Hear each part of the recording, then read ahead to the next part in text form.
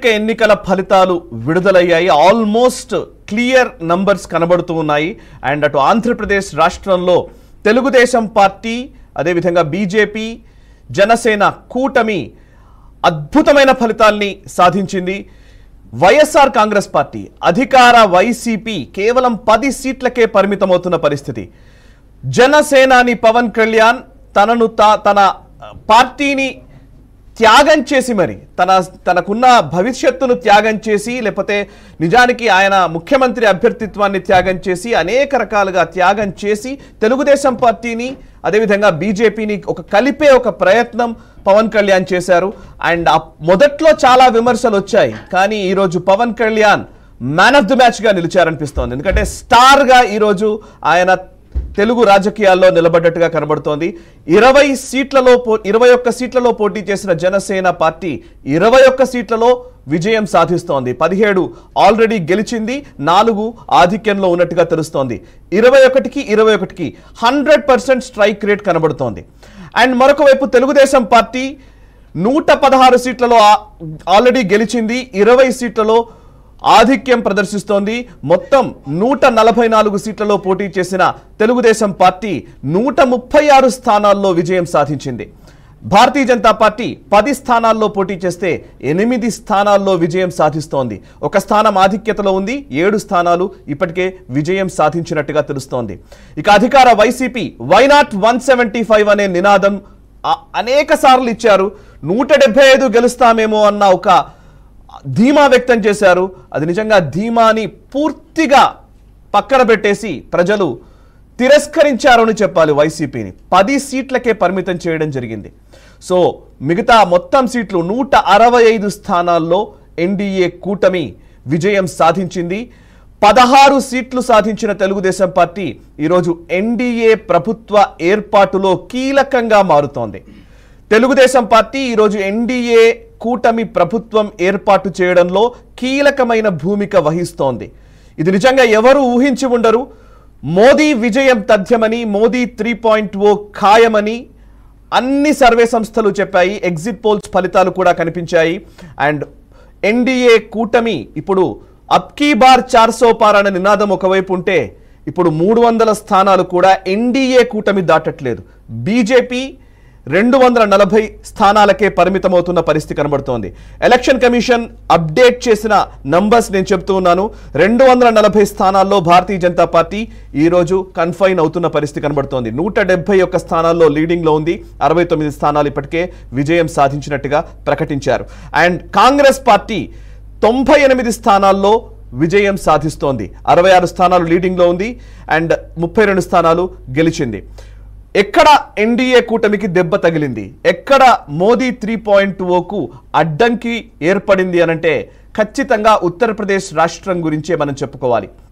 ఉత్తరప్రదేశ్ రాష్ట్రంలో ఊహించిన ఫలితాలు కనిపించలేదు.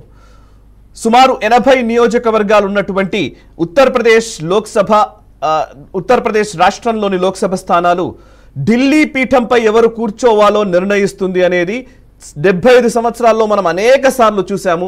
అండ్ యూపీలో క్లీన్ స్వీప్, క్లియర్ మెజారిటీ సాధించిన పార్టీలు ఢిల్లీలో అధికారంలోకి రావడం చాలా సందర్భాల్లో కనిపించింది. ఈవెన్ మోదీ 2 టర్మ్స్లో కూడా అదే కనిపించింది. 2014లో కావచ్చు, 2019లో కావచ్చు. యూపీ ఫలితాలు పూర్తిగా బీజేపీకి అనుకూలంగా ఉండడంతో ఢిల్లీలో ప్రభుత్వ ఏర్పాటుకు ఏ మాత్రం ఇబ్బంది లేని పరిస్థితి గతంలో మనం చూసాం. బట్ ఈసారి యూపీలో నంబర్స్ చాలా వరకు తగ్గాయి.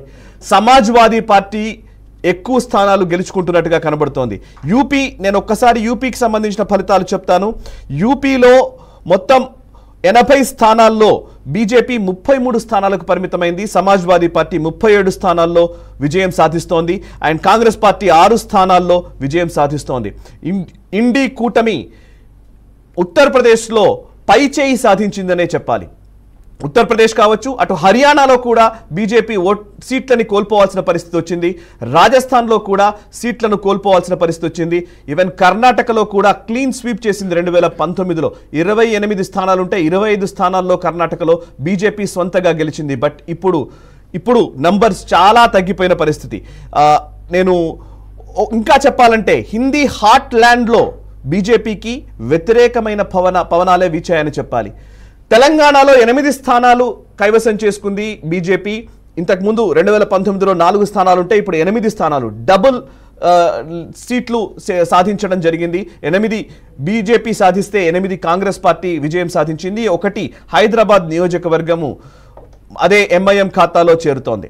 అండ్ బీఆర్ఎస్ అసలు ఎటువంటి పోటీ కూడా చూపించని పరిస్థితి కనబడుతోంది. కేవలం 2-3 నియోజకవర్గాల్లో మాత్రమే బీఆర్ఎస్ పార్టీ 2వ స్థానంలో నిలిచింది. మిగతా అన్ని ప్లేసుల్లో 3వ స్థానానికే పరిమితమైంది. So war between BJP and Congress గానే తెలంగాణలో పరిస్థితి కనిపించింది. సో ఓవరాల్ గా చూస్తే అసెంబ్లీకి సంబంధించి జరిగినటువంటి రాష్ట్రాల్లో అయితే ఒడిశాలో మొట్టమొదటిసారి బీజేపీ ప్రభుత్వం ఏర్పడుతోంది. ఒడిశాలో నవీన్ పట్నాయక్ కి వ్యతిరేకంగా ఓటర్లు తీర్పునిచ్చారు. ఒడిశాలో Bharatiya Janata party clear majority కైవసం చేసుకుంది. 80 స్థానాల్లో విజయం సాధించి మొత్తం 147 స్థానాలుంటే 80 స్థానాల్లో విజయం సాధించి బీజేపీ ప్రభుత్వం ఏర్పడబోతోంది. ఇటు ఆంధ్రప్రదేశ్లో తెలుగుదేశం సారథ్యంలోని కూటమి విజయ దుందుభి మోగించింది. ఆంధ్రప్రదేశ్లో కూడా విజయం సాధిస్తోంది. నిజానికి ఒడిశా, ఆంధ్రప్రదేశ్ 2 అసెంబ్లీలు కావచ్చు అండ్ ఓవరాల్గా దేశవ్యాప్తంగా ఉన్న 3 కావచ్చు. ఒక రకంగా చెప్పాలంటే యాంటీ ఇన్కంబెన్సీ ఏమైనా ఎస్టాబ్లిష్ అయిందా అని అనిపిస్తోంది. ఒడిశాలో స్పష్టంగా ప్రభుత్వానికి వ్యతిరేకంగా ఓటు వేశారు. ఆంధ్రప్రదేశ్లో కూడా ప్రభుత్వానికి వ్యతిరేకంగా ఓటు వేశారు. అండ్ ఊహించని రీతిలో కేంద్ర ప్రభుత్వానికి వ్యతిరేకంగా కూడా ఓట్ పడినట్టుగానే మనం స్పష్టంగా చూడొచ్చు. ఇండి కూటమికి 233 స్థానాలు ఆధిక్యత కనబడుతోంది. ఎన్డీఏ కూటమి 291 స్థానాలకు పరిమితం అవుతున్నట్టుగా ప్రస్తుత పరిణామాలు చూస్తుంటే అర్థమవుతోంది. ఓవరాల్ గా బీజేపీ విజయం తథ్యమని భావించినటువంటి వ్యక్తులు 300 పైచిలకు ఈజీగా వస్తాయనుకుంటున్న సంస్థల సర్వేలు లేదా విశ్లేషణలు, వ్యాఖ్యానాలు అండ్ ప్రజల నుంచి వచ్చినటువంటి ఆ విధంగానే వచ్చినటువంటి ఒక మాహోల్ ఇవేవి ఎందుకు ఫలించలేదు, ఇవేవి ఎందుకు ఫలితాల్లో కనిపించట్లేదు?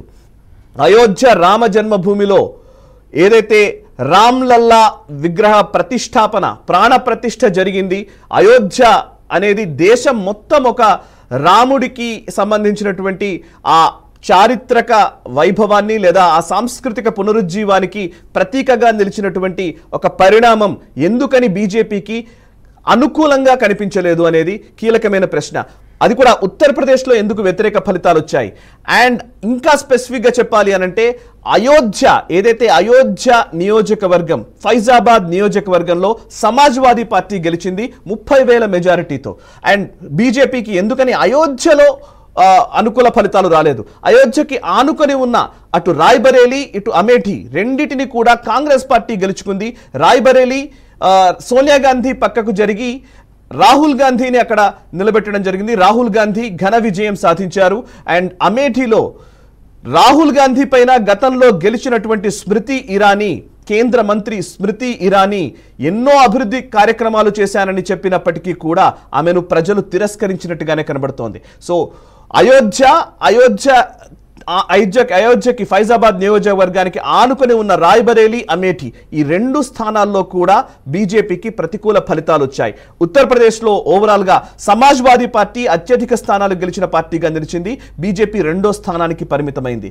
ఇది కీలకమైన ఎలక్షన్. 2024 వికసిత భారతానికి లక్ష్యంగా చేసుకుని ఇదొక కంటిన్యూటీకి సంబంధించినటువంటి ఎలక్షన్ గా అందరూ అభివర్ణించారు. కానీ ఈ ఫలితాలు దేనికి సంకేతం?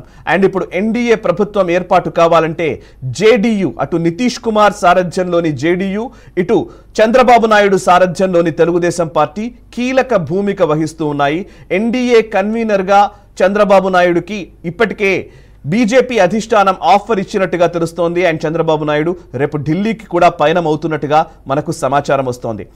ఎన్డీఏలో జాయిన్ అవ్వడానికి తెలుగుదేశం పార్టీ ఏమాత్రం వేరే అభిప్రాయ భేదమేమీ లేదు అని టీడీపీకి సంబంధించినటువంటి శ్రేణుల నుంచి లేదా నాయక గణం నుంచి స్పష్టమైన సంకేతాలు వస్తున్నాయి. కానీ ఎనీథింగ్ కెన్ హ్యాపెన్, ఏదైనా జరగవచ్చు.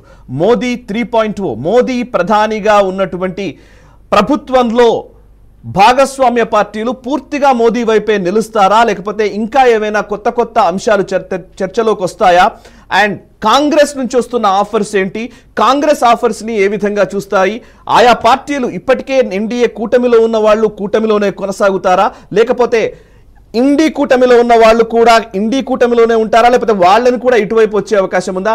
ఇవన్నీ కూడా ఇప్పుడు చర్చల్లోకి వస్తున్న పరిస్థితి కనబడుతోంది. ఎవరు ప్రధాని అవుతారు అనే చర్చ ఇప్పుడు అనివార్యంగా ఏర్పడుతోంది. అందుకే మోదీ 3.0 సాధ్యమేనా, ఈ ఎన్నికల ఫలితాలు దేనికి సంకేతం అనే చర్చలోకి మనం వెళ్ళబోతున్నాం.